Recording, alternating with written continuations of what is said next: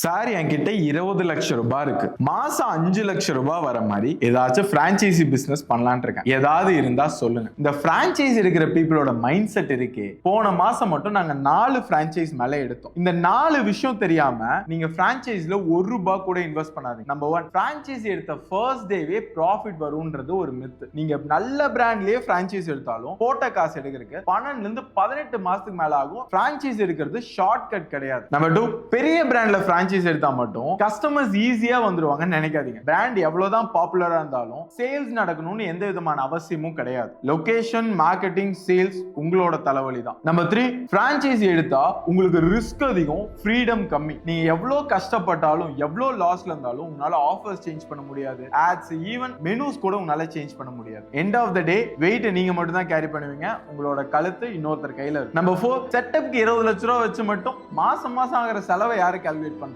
ஸ்டாஃப்க்கு, rent, ராயல்ட்டின்னு சொல்லி மாசம் 1 இருந்து 2.5 லட்சம் ரூபாய் சாலிடா வந்துடும். ஒருவேளை இதுக்கு நீங்க பிளான் பண்ணனா சைலண்டா ப்ளீட் ஆகிட்டே தான் இருப்பீங்க. பிரான்ச்சைஸ் ஒரு எக்ஸாக்டான பிசினஸ் மாடல் கிடையாது. ஆல்ரெடி இருக்கிற சிஸ்டம் உங்க பிரெயினை யூஸ் பண்ணி ரன் பண்றீங்க. ஒரு பிரான்ச்சைஸ் எடுக்கிறதுக்கு முன்னாடி எந்த மாதிரி திங்ஸ்லாம் அனலைசிஸ் பண்ணுவோம், நாங்க எந்த திங்ஸ் எல்லாம் பார்ப்போம், எப்படி ஒரு பிரான்ச்சைஸியை குவாலிஃபையா ரேட் பண்ணுவோன்றத அப்கமிங் வீடியோஸ்ல சொல்றேன்.